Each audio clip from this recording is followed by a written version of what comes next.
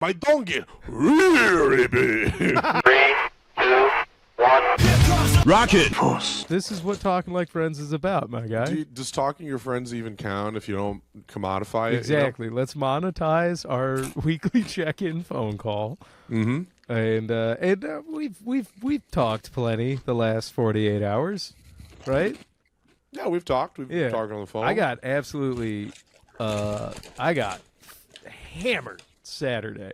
Oh yeah, that was one of the times we talked on the phone. yeah, got your ass, dude. Mm-hmm. Apologies to Elena Bamfield. Yeah. I did miss your phone call. Yeah, she's gonna remember that, dude. Let me tell you. I did miss her phone call and then immediately pick up yours right after. Yeah, not a good look, my dude. Not a good look. Tough look. I do listen. Like you did tell me in earnest. So with apologies to Elena, but in earnest to Elena. Johnny did think you got SNL. That was my mind went to the biggest thing possible because you guys. It was like 11 p.m. Chicago time, so like midnight your time. Elena calls me first. I'm at a birthday party, so like I'm talking. I see Elena's calling me. I'm like, oh, she'll leave a message, whatever. And then you call me right after, and I'm like, oh, this must be huge news. And immediately I'm like, oh, Elena got SNL.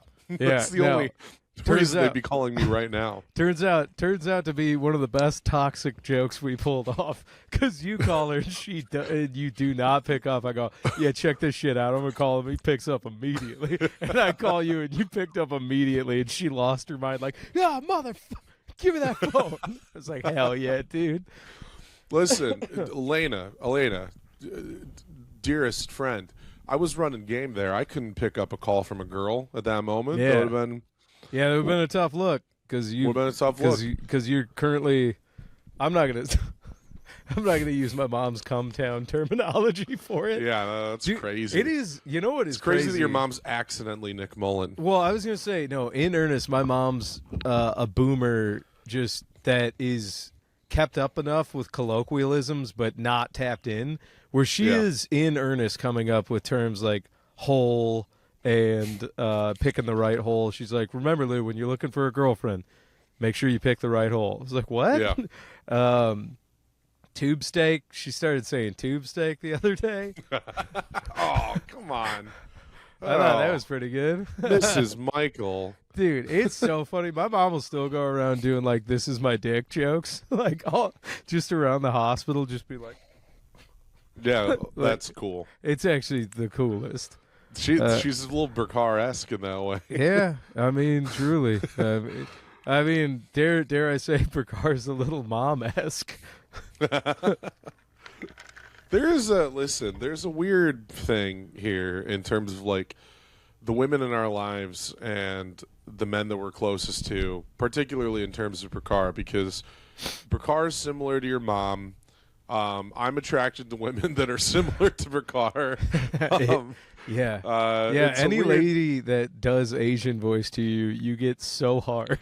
I become putty in her hands. Yeah, immediately. Putty in her mud, dude. Putty in her mud. Right? I'll say putty in her mud, I'll dude. sink into every hole after that. Dude, after putty in her mud could be the name of the podcast. Yeah, it could be. It sounds like a Bob Dylan song. A little bit. Yeah. Sounds like some late stage, some like Blood on the Tracks Bob Dylan song. Putty in her mud. Yeah. Putty in her mud. Pulling on my spud to make putty in her mud. Should have the Asian voice, and I turned into putty in the mud. It is crazy, yeah. Ladies that disrespect you just a little bit, oh, I'm so hard for that. It's got to be in the right way. Yeah, know? yeah. It can't be hack. Yeah, if it's hack disrespect, then I get wildly soft. Hack woman disrespect is like going after you for being like a man. You know, it's just like, oh, fucking men. Like, that's not hot. But if she goes after me for being Asian, then it's hot. I get it, man. Then it's awesome. Here I am talking dirty to you all these years. And I don't even know it, dude. There's a reason the camera's from here up, everybody. All the times we're hanging out, you're like, I gotta go to the bathroom real quick. Well, I don't know how I feel. Make you come long time, dude. Every time I've called you, I've gone, oh, you're like, oh. Dude, that's the sound that I make immediately after. Because you think I'm mocking the voice you're making? That's me coming. Yeah, no, I get it. And here's something that has been driving me up a wall for quite some time. Yeah. The amount of people that like Zach legendarily does Asian voice to you, girls that make you hard legendarily do Asian voice to you. I've been out here. End of list. Dude, I'm the sixth man on like every team going in doing Asian voice at you, borderline racist jokes that are great. And the only motherfucker calling me out going like, yo, isn't that Lou's thing? Is Evan Hall. Shout out Evan Hall. But oh, really? Yeah, he's the only one that's like, oh, Lou, you do Asian voice. Well, no, other people say I do it to you too much, but that's not the point. Yeah. You know, one of the funniest accusations I've ever seen hurled was somebody who will remain unnamed, but some open micer that I'm not particularly close to, sends me a DM out of the blue. It was an Instagram reel of like a white guy doing Asian voice, and then he says to me, "This is Nick Earl every time he hosts the Crunch." And I remember thinking of all the guys you could have said. Yeah. You pick Nick? Tell me you don't know the crew without telling me you don't know the crew. Exactly. It's like that's just a glaring misunderstanding of the crew. Yeah, because arguably Nick, every time we do Asian voice at you, is the only one that kind of looks at us all like, guys, we're better than this. And yes. like, damn it. Nick is right. the member of the crew that is better than what we're doing. Yeah. Always has been. Always has been. He's the guy reeling us back. We'll genuinely torch our ass in a way where you go, ha ha, that one hurt. That one hurt. Yeah. Yeah. No, I used to tell my ex-girlfriend when I would talk about my friends, I'd say, I don't know if Nick likes me. I'd be like, I don't know if Nick likes my comedy or what I do. Because I don't remember the last time he complimented me. Well, and then obviously, you know, it's like you have to know Nick. I can tell you he likes it, but he does not respect it, which is great because you need that. That's true. Because I think too many people gas you up and respect what you're doing. That is and true. Nick sees right through it, and that's got to be good. It does have to be good. Too many people have been gassing me up. Yeah. And yeah. Nick has always been a very important partner in crime because he won't have that shit. Nick, and I mean this, will forever keep you wildly humble, my man. Oh, for sure. And the listeners have heard it. When he's on here, like anytime anybody else goes on the Johnny offensive, he'll like fully join in. Oh, right? yeah. Oh, yeah. And I mean, it's calculated. I'm like, oh, somebody's been stockpiling. Yeah. He's clearing out I feel old like you caches. saved some of this. Dude. Yeah. Dude, what are you talking about? He's clearing out the old stock because he's got new ones that he's been developing. Yeah, I'm like, this is not a riff for you. Yeah. You're unloading. He's got riff grumming and brewing. Yeah. Yep. All kinds of riffion. He's just making all kinds of just devastating riffs, dude. Yeah. Mm-hmm. Rithied Martin. Riffied Martin, that's good. Jokied Martin. Skunkarooks. Skunkarooks. I work at the Skunkarooks. I make a super fast missile at the Skunkarooks. This a missile gonna blow up a ship so fast. I do want to say one last bit of Nick analysis here. Uh-huh. The fact that guy did DM that to me, my understanding is Can we not name names? Or is it not even worth it? We don't have to. It's not worth it. Okay. But I will tell you off air because you will know who it is. But he... Joe Coffey strikes again. Joe Coffey back from the dead. Joe Coffey rebrewed. Oh, dude. I don't know if I've told this. I've told this story 100 times. I don't know if I've told it on the podcast. Joe Coffey? Yeah, I think we have. Have we told the Joe Coffey story? Specifically about me? Yeah. I think so. God, this sucks. Guys, hey, chat. Chat, we apologize if we've told the story. No, just retell it because if it's no, I'm gonna retell it. But I'm right. saying if I have told it before, Roach, you've combed through the archives. Let us know if you heard this already. We apologize, but yeah. this guy Joe Coffey does the Crunchies open mic. You were still hosting. It was like you, Trevor. I think Zach was still on. Trevor was hosting this night. This guy Joe was in Faison stand-up club at MSU. I show up and he's on one. He's already nuts. I remember him not to bury the lead. He was on cocaine. He was very clearly on cocaine. Yeah. In retrospect, I don't think I clocked it at the time, but he did have the most insane eyes I had ever seen on a guy. He's like, and he would look through you when he looked at you. Just a gangly blonde nerd with a shitty haircut, a polo shirt tucked into cargo shorts. Yes. Just looking like the anti-poon, but then like frat dudes and sorority girls were there for him in mass, which is, I'm not gonna lie, we've told this story a lot. Which is funny because he was not booked on the show. He showed up and asked for time. Right. That's what's really important. But that amount of the crowd he brought and that kind of crowd that he brought, I was like, oh, he is their drug dealer. Yes. That's what's happening. Allegedly. But yeah. I come do we have in. to say allegedly for talking about a guy who's fucking Joe Coffey? Yeah, I don't know. We don't even know what his real fucking name is, dude. This guy's an enigma. But I walk in, he's sitting at the comics table, he gets up to go to the bathroom, and he says to Evan Sechella, he's like, "Are you fucking pumped, Evan? You fucking pumped? This is like doing a line of cocaine for me, dude. I'm fucking pumped." Gets up, leaves. I sit down, I look at Evan, I'm like, "Is that a friend of yours?" And he goes, "I just met him." And I was like, okay, what a character. And he's got a set, he's doing a set at the end of the night. Like, at the end of the lineup, you gave him 5. And Trevor does his host set, comes back, and dude, I did torture his audience by making them sit through the whole show. Oh no! I was like, they're not leaving early. Yeah, as you should. No, you don't let those people get out early. You make him the headliner. And so, but Trevor does his set. He comes back, and I remember this. He goes like, "Hey, Trevor, I heard you doing a couple of jokes up there. Do you do comedy too, or do you just host?" And Trevor goes, "Just host." Yeah, no, I remember. And he just starts. He's like, "Yeah, man, to be a host, you got to be like really welcoming." Like he starts talking about being a host, and then he would keep like talking like he was doing bits, right? He would always be like, oh, and here's the thing about those things, right? Like it seemed like he was running he was on and on cocaine. So a guy who was serially on and also on a drug, where you're like, God damn it, this guy could not turn it off if his life depended on it. But he gets ready to go up for a set, and I'm like, I got it. We were all like, we got to see the set. We all stood in the back of the room in a line. Dude, Comics Table was not sitting. We all got up, and we were like, this is the World Series Game 7 for us. Yes. And this Joe is when Coffey the Comics went up Table was in the side room at the time. So we all got out of the side room and walked around to stand in the back and watch.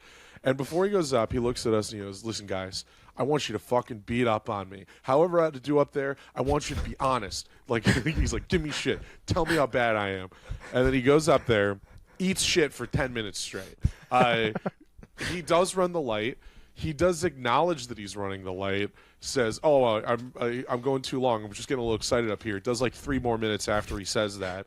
After he's done, he walks off stage. Legend, dude. Walks straight up to us. Walks straight up to you, and he goes like, "Hey, how'd I do?" And you're like, "Oh, not too good." He's like, "All right, maybe next time." Then he just goes out the door, and I literally never saw him again for the rest of my life. Nope. There was not a next time. I was the last person to talk to him alive.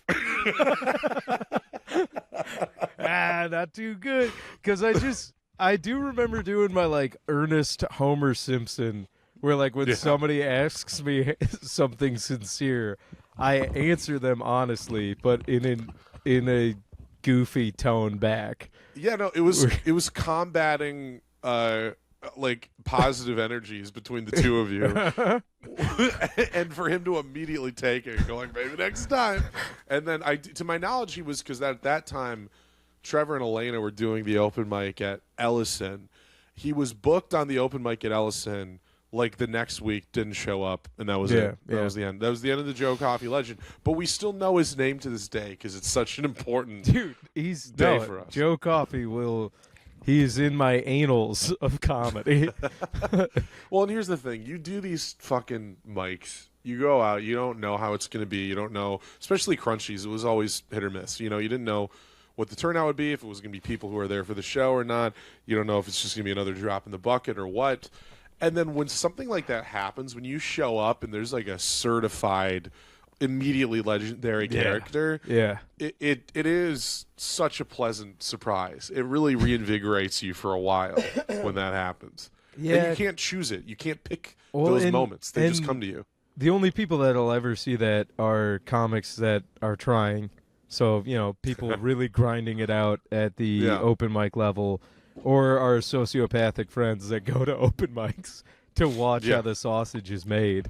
Because they do get it. Like Corey's so jaded from the open mics, he already has the perspective of a comic who's trying, even though he's not one. Yeah. He has the perspective on open mics that we have. Dude. You know what I mean? I will say this. I'm not going to say who the comic was because he was cool enough, and people might be able to put it together, but I liked him. He was trying, but he was doing bad. And I was sitting next to Mike Cannon, and I busted out my term. I think it's my term. And maybe other people use it, but it's in my lexicon a lot where I just go, "Oh no, he's a fucking charisma vacuum," and fucking Mike just starts like chuckling pretty good. He's like, "Yeah, god damn it," because it's like everything the person was saying was getting nothing and then making it harder and harder and more awkward in the room, and you're like, "Oh no." So yeah, but I do hate to tell you, Lou, you did not invent the phrase I was going to charisma say, vacuum. I wouldn't be shocked. I'm sure that was out there, but it is something that I'll use pretty often now, where I'm like, I like that. It's like gruesome twosome. I know that's out there, but not a lot of people are using it. You are the one who, to me, when I think of gruesome twosome, I think of you. I appreciate that. Charisma vacuum, I think, is a more probably commonly used phrase. But to say, this guy really sucks after. Well, no, charisma vacuum also does apply to a lot of those guys. Oh, yeah. I recall one time doing the Parts and Labor open mic hosted by Brett Solferino at the time. Rest in peace. Rest in peace to the open mic, not Brett. He's still alive and well. Brett's doing great. He's a baby. new father. Congratulations on the Congratulations baby. to Brett and Grace. Grace, yeah.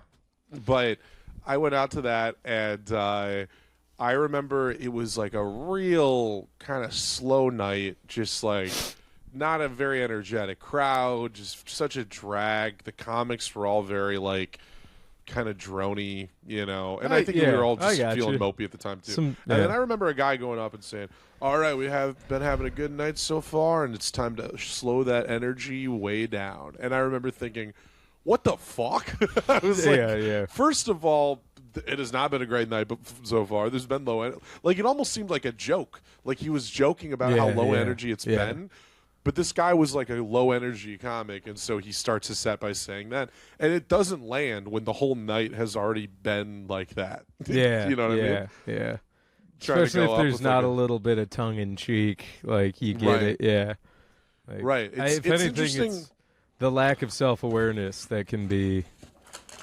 Yikes. Yeah. Dude, Sorry. Fuck yeah.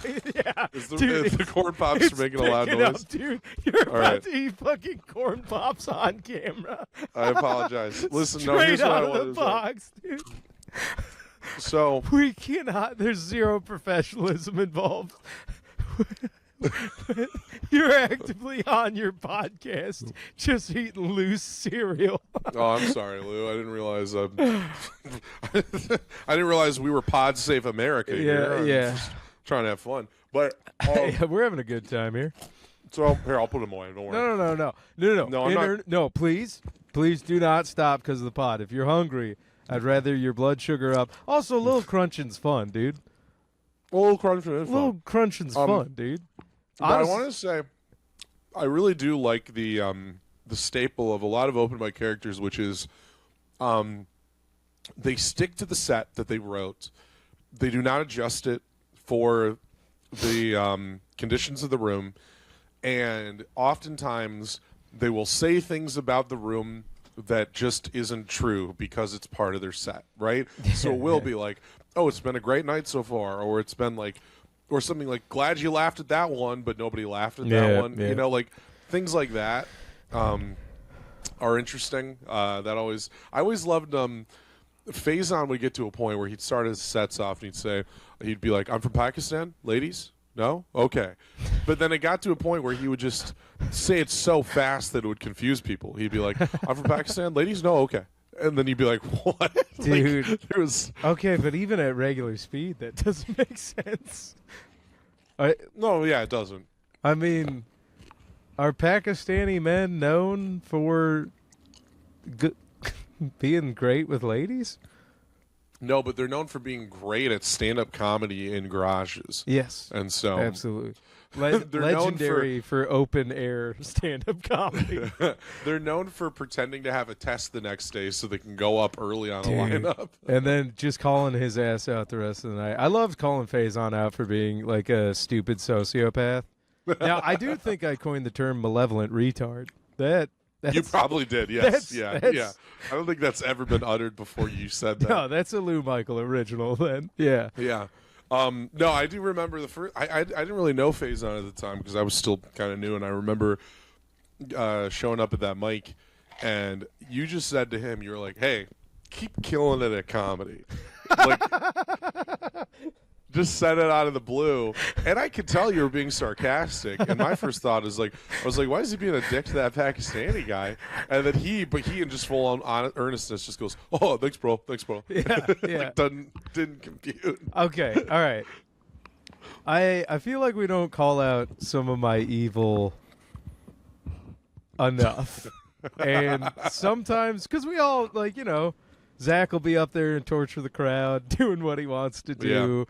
And, where we all get our sick kicks and tricks, even though you're eating Pops. But if I find somebody who lacks a certain level of self-awareness, where I am like, oh, they are going to take every bit of gas I give them as high fuel octane no matter what. Yeah. Every now and again. It's twisted, and I'm not proud of it, but if I'm on one, I'll fucking gas up the wrong people.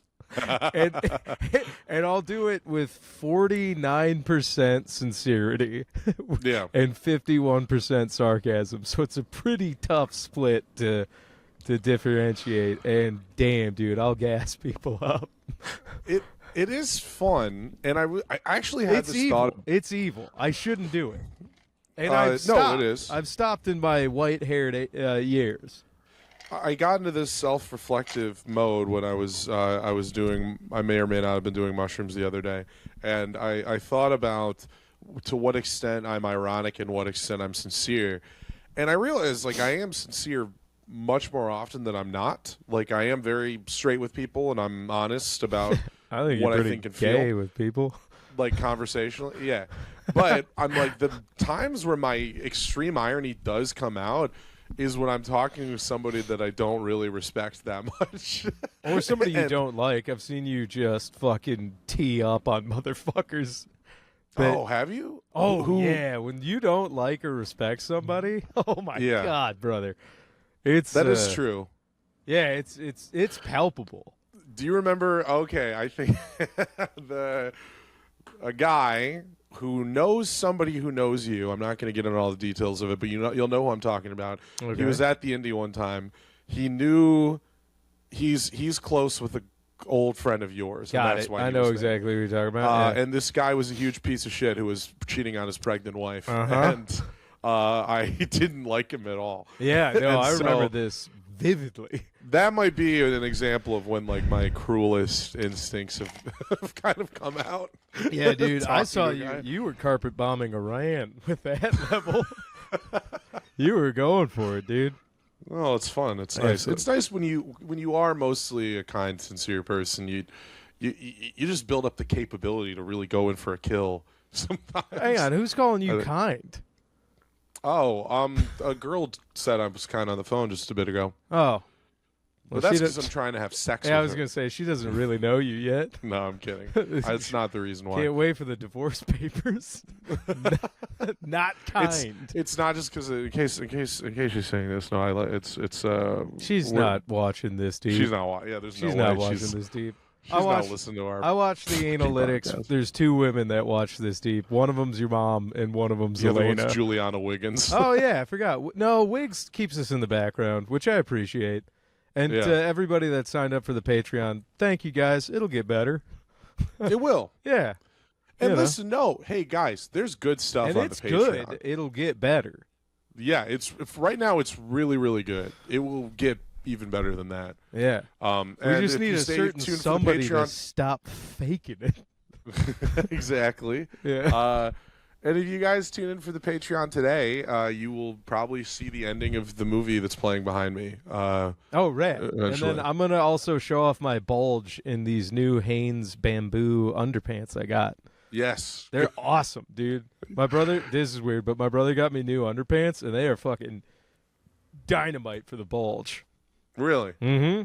Like your bulge just looks bigger? Yeah. Well, it's not that it looks bigger. It just gives your boys in the package room to breathe. It's not strapping you down. And it's Is like a push-up bra for your cock and balls? more like a hang-down sack. So it's like boxers.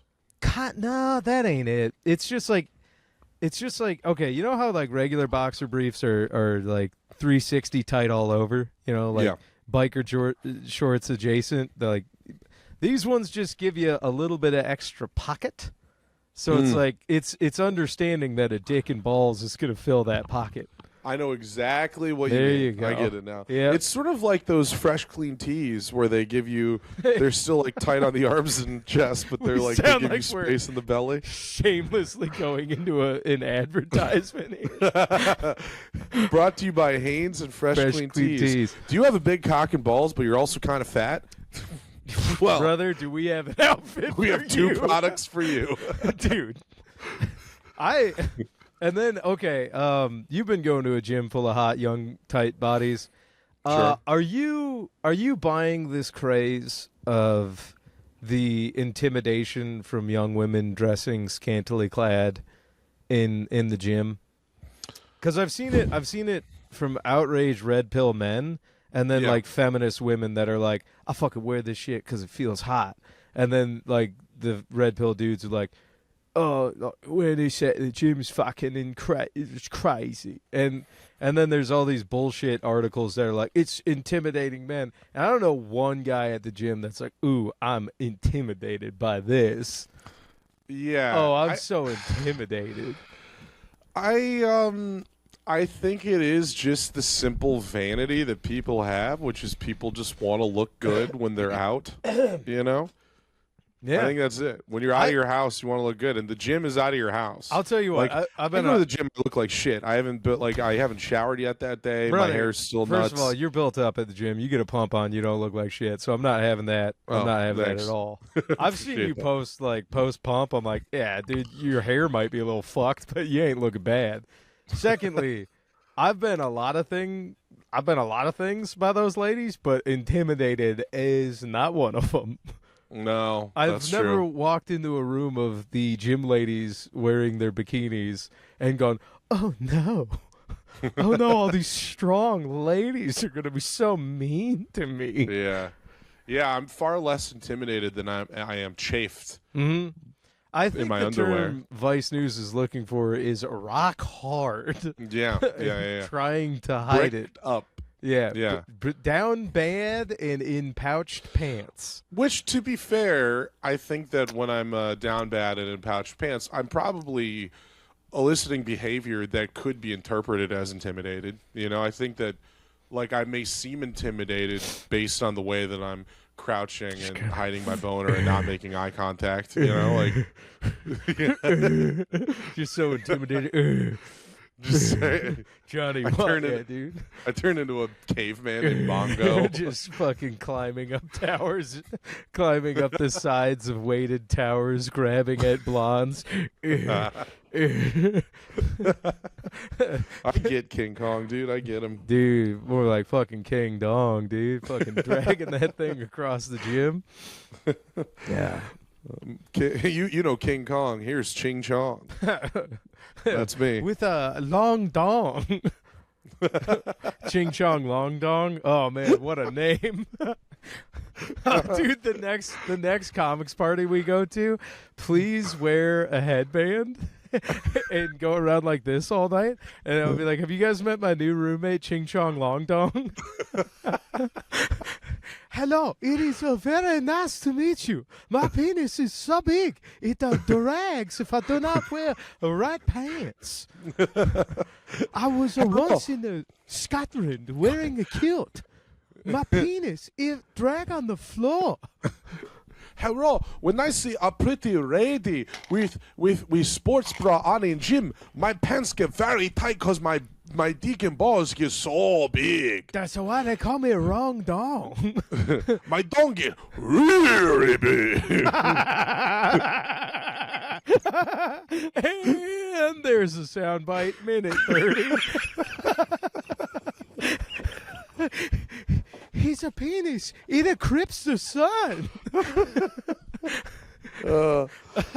We're never gonna outgrow this. This is the problem. He will outgrow us.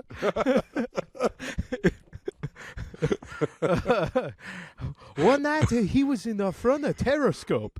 The scientists look through. They see his penis. They call president and say, "We are all going to die." Turns out it's just a huge wang.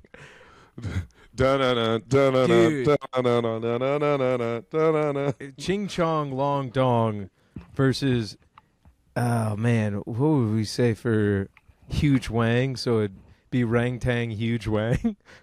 That'd be your rival. It'd be funny if you're a guy so like when Godzilla versus King Kong comes out, you're like, hey, what's that Ching Chong Long Dong movie coming out?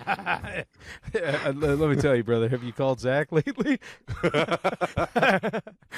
Hey, can I get 2 tickets for Ching Chong Long Dong? Dude, I guarantee if the new Godzilla comes out and you said that, a kid behind the counter would get it immediately. Oh, of course. Yeah, what else would it be? 2 for Ching Chong Long Dong. Unless it comes out in competition with Rush Hour 4, we're going to be fine. Yeah. Yikes. Do you understand the propaganda I am hiding? Do you understand that Israel has a right to defend itself? Carter, we must have stopped the Iranians from getting nuclear weapons. Lee, they're out there with the heavy metals. There ain't no nuclear weapons, and you know this, man. You making stuff with iridium? You using uranium? Lee, why they got heavy water? What's with the heavy water? Never touch a black man's weapons of mass destruction, boy. Oh man, it's we should be writing that movie. I think we just wrote the new ending. We did, yeah. No, I mean we are the guys. They're gonna hire some hacks, but they need a couple guys to really understand. I'll tell you right now, they're gonna be part of the Delta Force team that breaks into the nuclear facility. Wow, nice job, Carter. L.A. street cop in his mid-60s. We could use you on Delta Force. Ain't no way, man. I'm all washed up LAPD. I'm LAPD. Never going to retire. How about you, Chinese more like Cat Williams there. Yeah. Those have been more Cat. Now, why would Cat Williams want to be in the new Rush Hour movie? It's a movie that has way too many men. And I'll tell you right now, there's not going to be enough breastises for Cat Williams to be in Rush Hour 4. I ain't diddling kids on no island. Now with all the bitches that I employ. I'll tell you right now, they need to invent a new day on the weekend to get me to star in another movie with that amount of hacks. I'll be on Frippaday.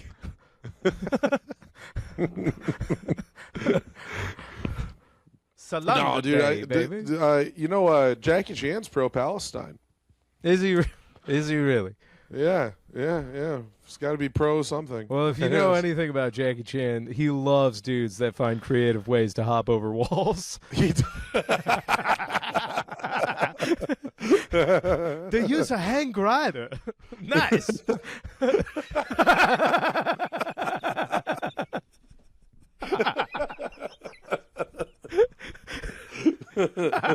It's like the idea, like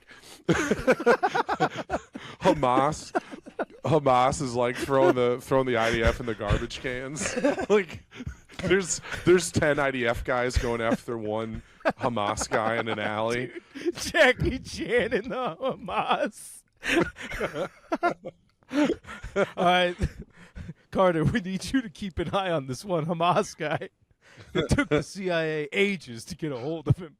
Now, why the fuck is there an Asian Hamas man? Carter, shut up. It's a me. I'm working a deeper cover. I am undercover with Hamas. I like Netanyahu's Lee, Lee, you run around those fucking caves, Lee. Netanyahu comes out like Hamas is a threat to Israeli safety. They are taking Israelis and they are throwing them into bookshelves, and books are falling on top of their heads.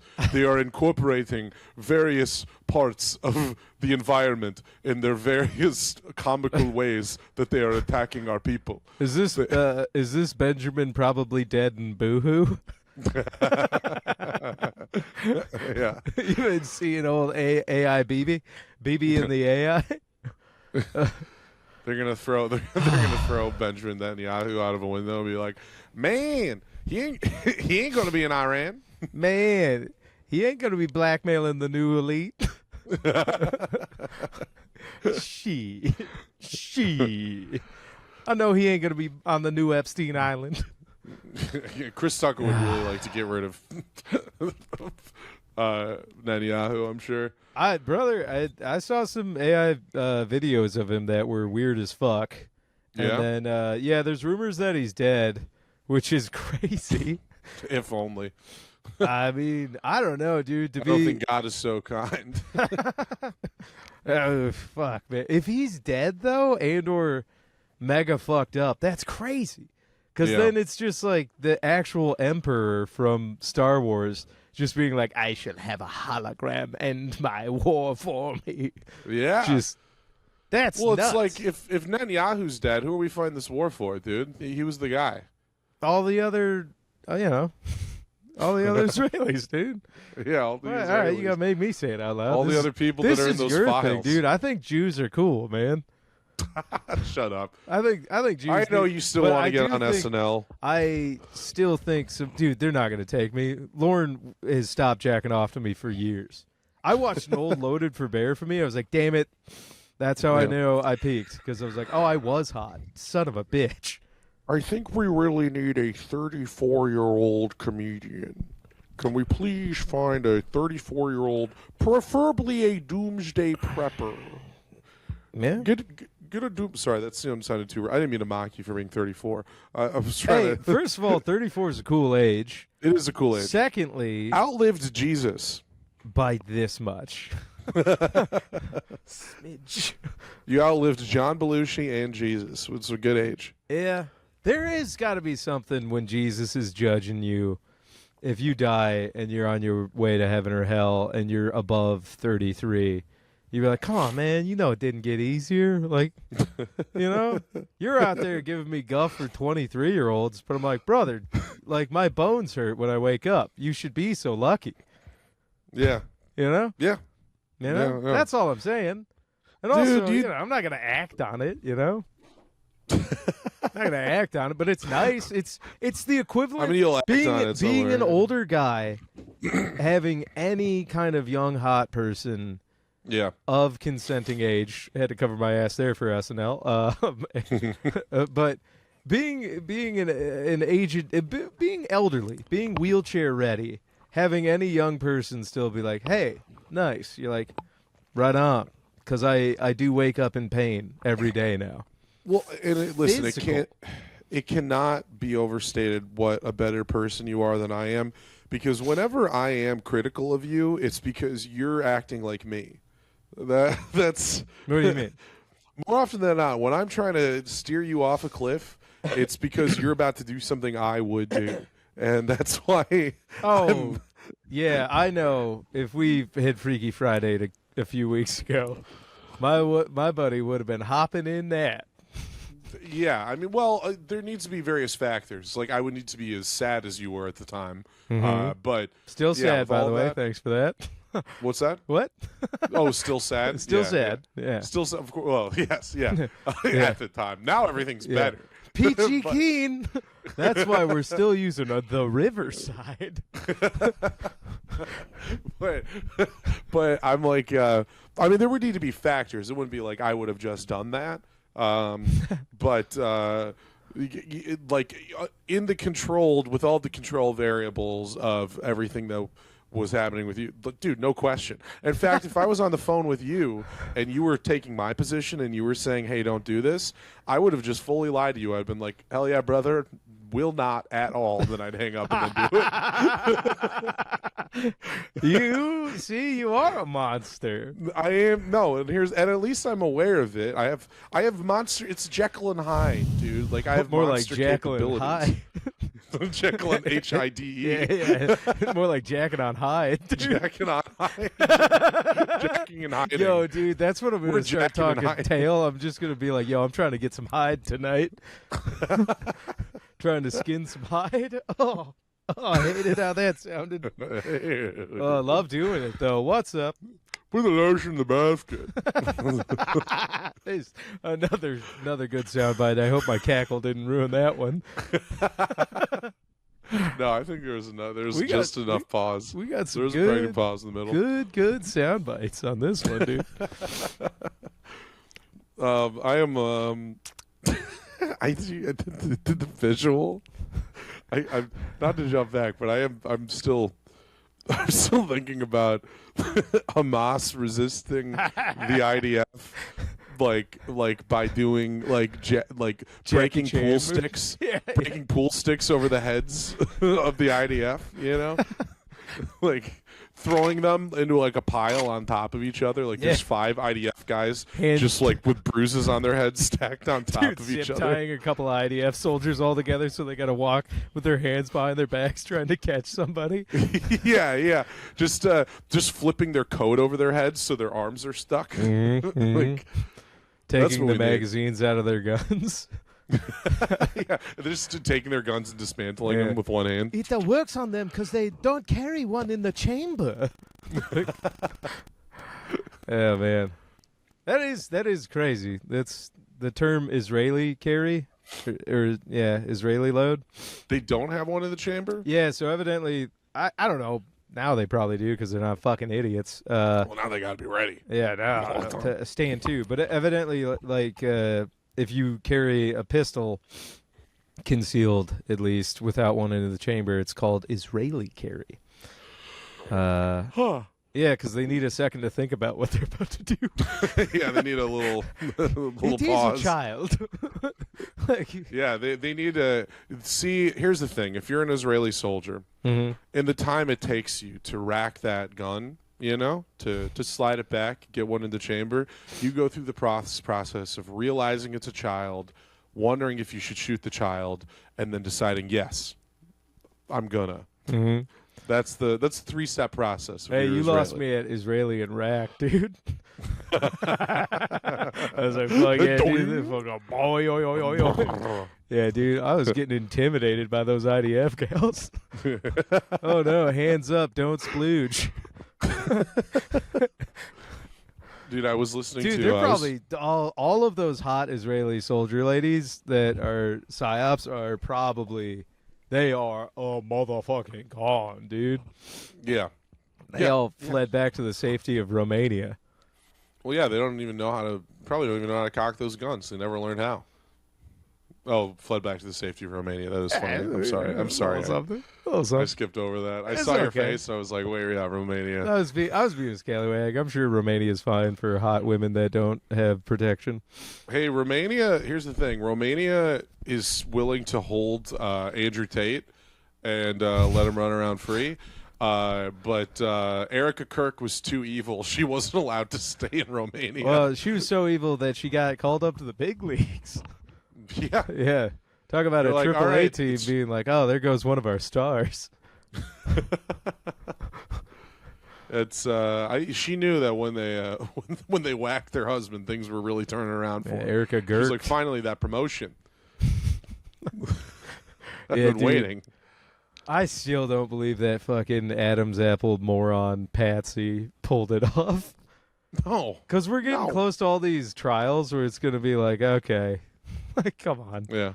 Did you see that there was like leaked audio from a or like leaked footage from a Zoom call with Erica Kirk, and this was like a few days after Charlie bit the dust. And she was like, it was a talk with the Turning Point people, and they're talking about how much money they've made off of the new merch that they're selling because of Charlie. God. And she's like beaming, and she's so excited, and she was like, this is huge. Like, I'm so happy that we're selling all this merch, and this is like days. Oh, this is no, days dude, after he got his neck blown that open. Sucks. That Less sucks. than a week. It's crazy. Now I feel even weird, like a weird level of empathy for Charlie Kirk, where I'm like, oh, he got honeypotted too. Hey, So he's like we all an have evil dumbass that got honeypotted. Yeah. And It's then the most I've ever sacrificed? related to Charlie Kirk, you know? I don't know, dude. If We all got a malevolent bitch at home. Am I right, Charlie? You know? I don't know that I can riff what I was about to now. Sorry, what were you going to say? Nothing. You got a nice lady. I was like, if you were ever getting honeypotted, yeah, I don't know, dude. Because you talk so bad about your game sometimes that now I got to be like, yo, is he getting honeypotted? This whole time, but it's just because I get honeypotted so much. Dude. old Sometimes I get John the honeypotted twice in a night. No, it's because you know? I've only ever known you as a wifed up man or a spoken for man or Yeah. John the hog farmer, where you just come out bashing your metal pail, going, "It's time for food. We come and eat."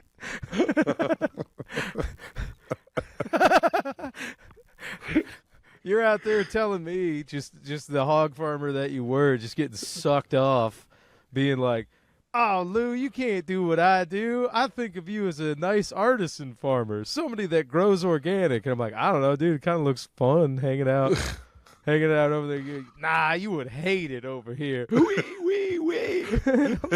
That's the scene from Walk Hard. It's like, get out of here, Louie. You don't want none of this shit. Yeah, dude. We're having sex with strangers. Yeah.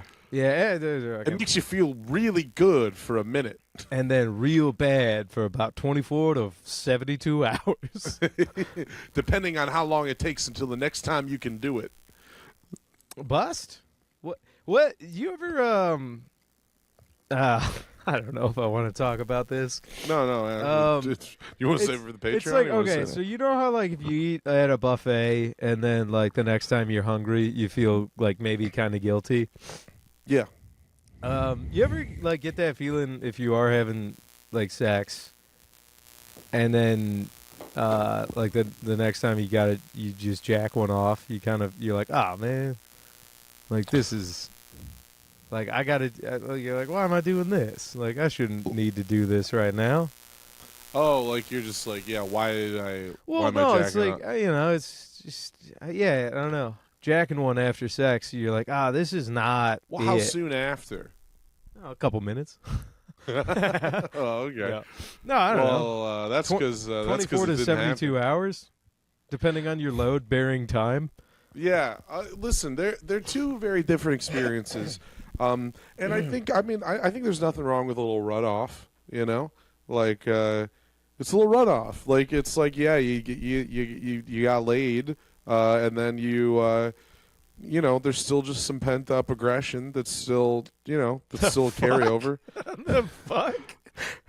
Did you just say pent up aggression? Hey, it doesn't matter what I said. That was a long time ago, but Man, that's old news.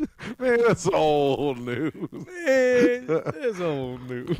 But like, okay, let's go back to the buffet analogy, right? Like, Please, I yeah. spent all day. I spent all day at a buffet. All right. Yeah, I had breakfast, Lord knows lunch. you love a buffet. Boy, do I. And so, you know, I pigged out of this buffet, went home, and it's like, you know what? All of that eating today, all of that food really just got my appetite running. let's keep these good times going. And so I make a sandwich or I order pizza or whatever at home. And then obviously the answer to the story is like, am I morbidly obese? Yes, of course I am. But what's I don't know. I think it's an understandable impulse. I don't think there's anything Hang on, was that part of inherently the sinful about it. Was the morbidly obese thing just is that part of the analogy? Man, that's old. Dude. Damn, dude, I don't know. I think the detectives are going to find something in this one.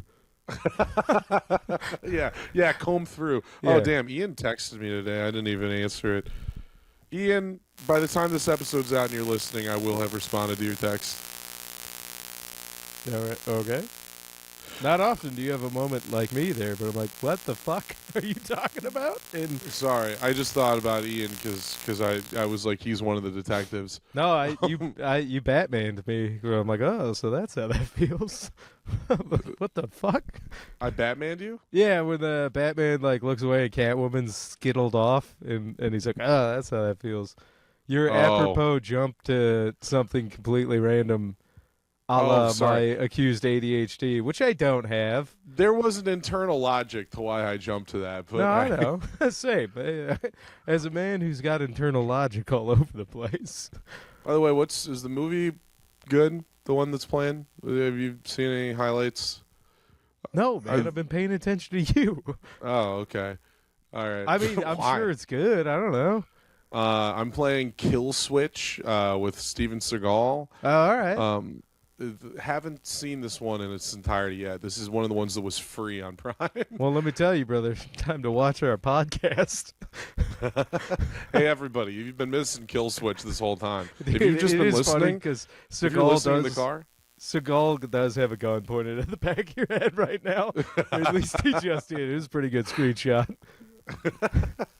please, Steven.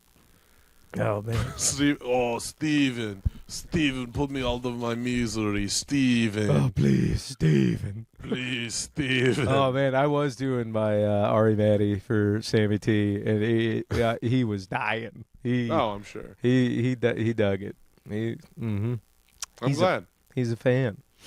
Mm-hmm. That's good. I texted him today and asked him about the name of a guy that we met together. Mm-hmm. Didn't get shit from him. No, But yeah. Like I I said, think it's fair to say he does not remember that guy. or you even. My God. Yeah. I said, yeah, I'm hanging out with Johnny now. We're roommates. And he goes, who? You got a new roommate? I go, yeah, Johnny from Dayton. He goes, Ohio? I'd never go. No, you made T-shirts and everything. He goes, I make a lot of T-shirts, Lou. I go, yeah, you do. I make a lot of T-shirts. I make a lot of T-shirts. A lot. A lot. Yeah, hey. It's ever very since, funny the idea that I would be Johnny from Dayton to Sam when he brought me to Dayton. Sure. Yeah, no, I know. So That's the idea that he associates me only with the city is very funny. yeah, well, now you're bringing in an insane amount of good logic to a bad riff. But No, it's a great riff. No, bad riff, good logic. That's the name of the pod. Yeah. I was going to say, with Epstein Files and the new war in Iran, the Austin comedy scene's heat has simmered down for a second.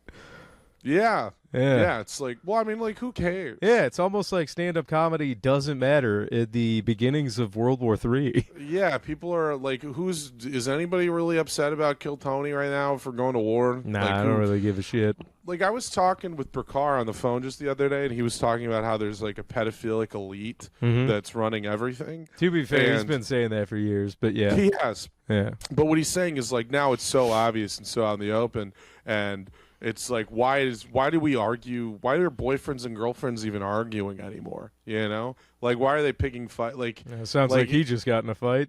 yeah, he probably just had, you know. And I did hear Haley yelling in the background. Why are while we he was, fighting? There's pedophiles. I'm like, yeah, it's like my girlfriend's upset at me, like.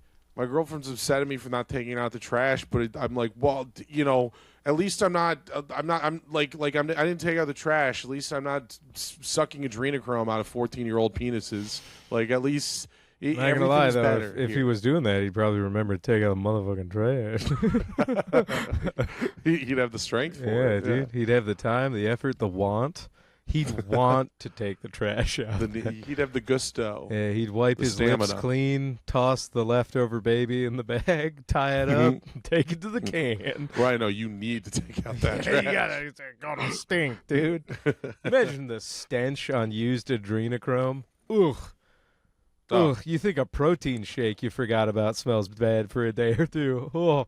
No, once you get that adrenochrome, you got to take it Yeah, immediately. yeah, that shaker You can't is let that gonna age. stink. Don't let it sit near the other food. No, none of it. Hey, we're coming up on it. You want to do some butt plugs? Yeah, so let's see. This comes out Thursday. Tonight, I am in Columbus, Ohio, headlining Joel Good's show at Cafe Kerouac. And then Saturday night, you can catch me at the Comedy Bar in Chicago, Illinois. 2 shows, 7:30 and 9:30. I'm featuring for Josh Ocean Thomas. And then you've got one to plug, right? Yeah, and I do think I'm committing to this one. I've talked about it. The fam seems to be cool with me doing it.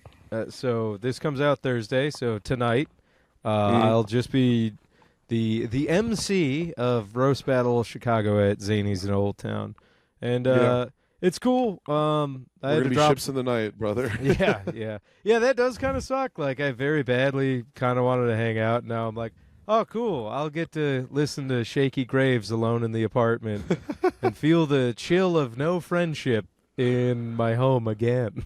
It's a real chunking express type of intimacy that we're experiencing Let here. me tell you, brother, I'm going to be working on some Chunky Express on myself. I don't know. It's times like Reference that. was for one person out there that It's, might. well, now it's for 2. Yeah, I don't know. Maybe I'll order an escort or something. Yeah, And then, you should. yeah, that's, would you do that? No, I don't want you to answer that. Your mom listens to this podcast, so What do you think I've been doing alone this whole time, pal? looking up escorts? What the fuck? No, I can't afford an escort. Not the good ones. Should we announce? Should we make the big announcement in terms of future shows? Oh, yeah. Yeah. So, I believe people might have heard this by the time this comes out, but Louie and I are co-producing a new monthly show at the Laugh Factory in Chicago, Illinois. We are going to start May. It'll be the last Friday of every month at 11 p.m. So it's a late night show monthly. The first one will be May 29th, Friday. We have a really good lineup, and it'll be monthly after that. We're producing it with a friend of the show, Aaron Putnam, and it is called Rocket Force Comedy. So Rocket Force Comedy, baby. Rocket Force. Is it Rocket Force Comedy or Rocket Force Comedy Show? I put Rocket Force Comedy on the flyers, All so right. that's. No notes, baby. But we can call it whatever we want. Who cares? No, we'll Rocket flyer the Force. town.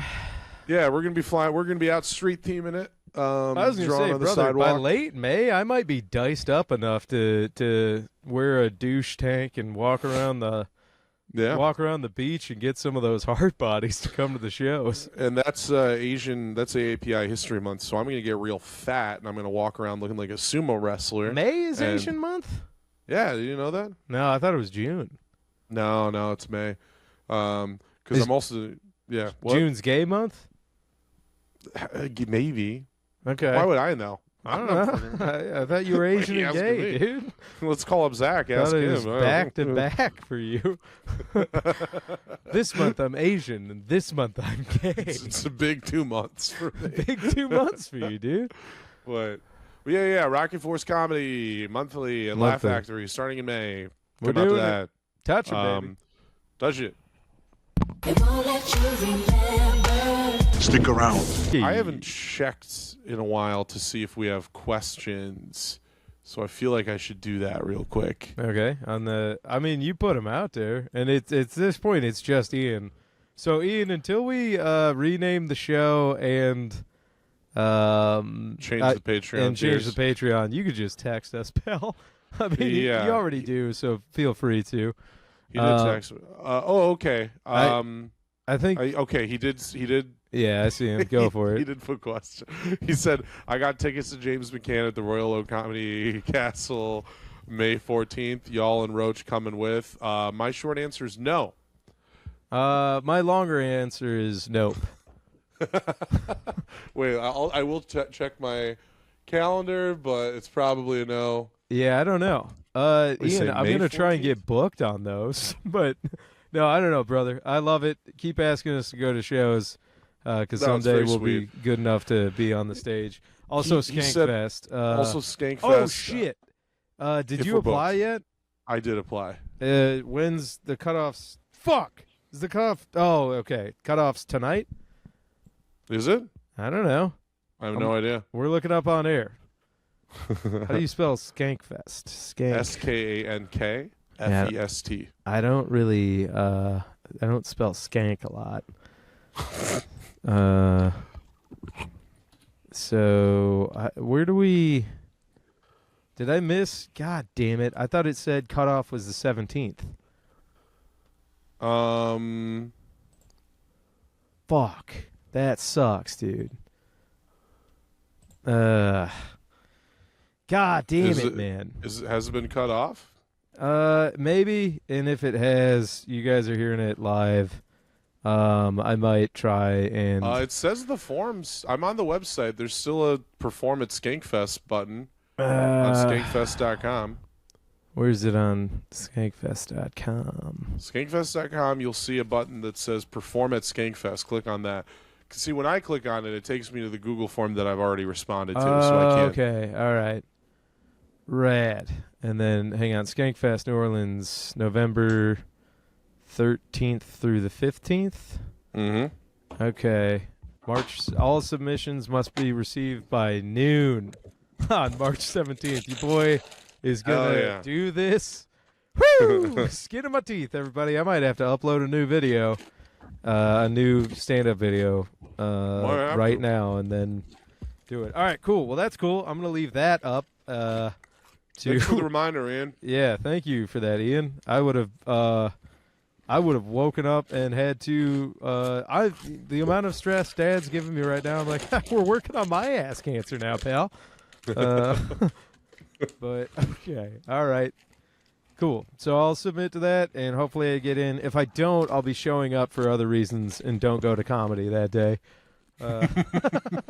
Hey guys, if I don't get into Skankfest, do not go to Skankfest this year. Don't go to Skankfest. If I don't get into Skankfest this year, I implore you, do not go to Skankfest this year. I'm going to say it one more time for everybody that I love. If I do not get into Skankfest this year, don't go to New Orleans on November whatever to November whatever. But Ian Finance, you should come on out. Exactly. He'll be there. No, all the comics that got in should go. You guys should go. Because I want them to, I'll be like, do you believe you're better than me? All right.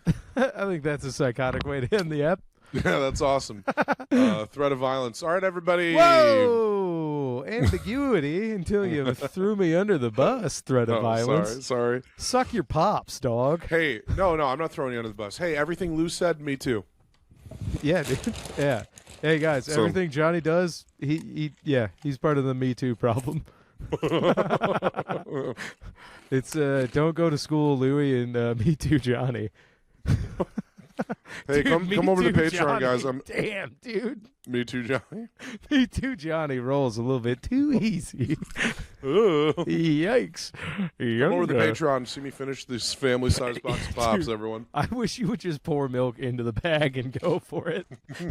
Get a long wooden spoon or a ladle. All right, I got something in the bag. I bet you I got a milk pal. substitute in the bag. Yeah, dude, you milking yourself with pops? All right, Patreon, everybody. We love you. Bye. Bye. That is a spicy podcast. Rocket.